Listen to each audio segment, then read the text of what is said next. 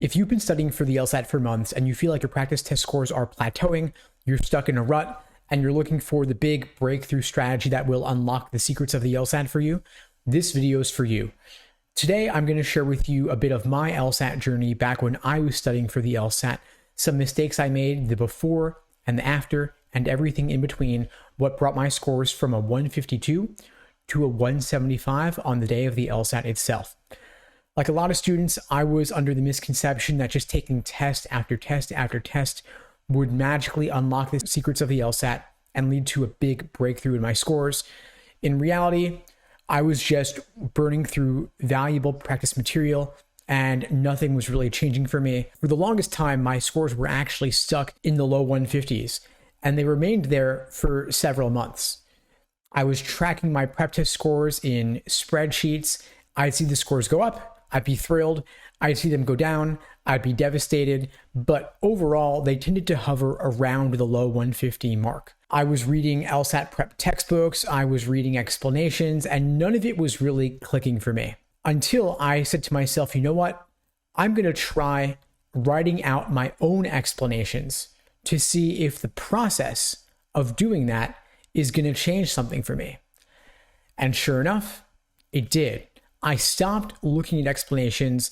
I stopped Googling LSAT questions. I stopped using explanation books I was finding online. Instead, I started writing out my thought process. And this changed the nature of my prep in ways I could not even have predicted at the time. Because what it did for me is it allowed me to stop using other people's reasoning as a crutch in lieu of my own understanding.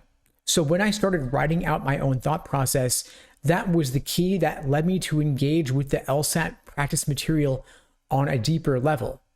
The problem with copying others is that it might help you with your understanding of that particular question, but it won't necessarily carry over to a new LSAT question on the next prep test. And of course, it won't carry over to the real test day exam itself. It's going to be limited in scope, most likely to just that one individual question, but obviously they've already given that question, they've already administered that exam, they're not going to give it again. They might dress up the reasoning in disguise, but will you spot the disguise and be able to unravel it to uncover the core reasoning underlying that question? So for me, writing out my thought process, articulating my understanding of the question, both my initial mistaken understanding and then my new, better understanding upon reflection, that's what helped me increase my scores significantly, ultimately into the 170s, because I got a better understanding of what the test makers were actually doing. What were the tricks and traps they were laying for me in those particular questions that were giving me trouble. And so this idea of writing out my thought process, writing out my own explanations, ultimately was the seed that later became what was known as the Socratic review method. It's the cornerstone of my LSAT prep courses and my one-on-one coaching program. And the idea here is that we help you, the student, walk through a series of guiding questions.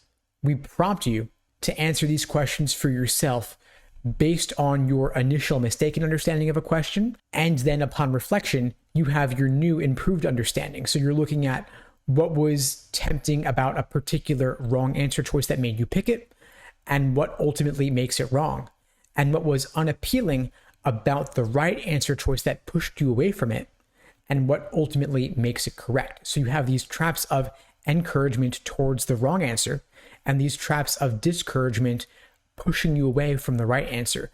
And until you understand which tricks and traps you are uniquely prone to falling for, you can't help but avoid making the same mistakes again. And so this was the case for me, where I was doing exam after exam, but I just kept falling for the same mistakes again and again, kind of like how Lucy pulls the football out from Charlie Brown every single time, and every single time he keeps falling for it. He doesn't learn from his mistakes, and so he's doomed to repeat them.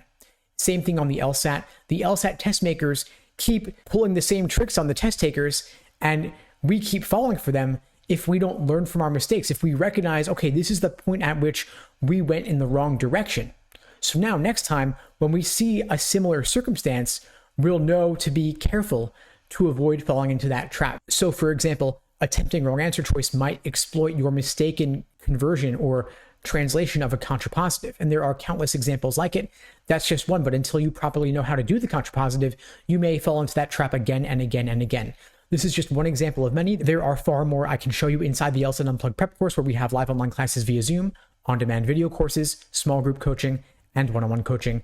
You can check out the links below this video to find out more and to book a call with me and my team. We'd be glad to help you out. And in the meantime, I wish you all the best and take care.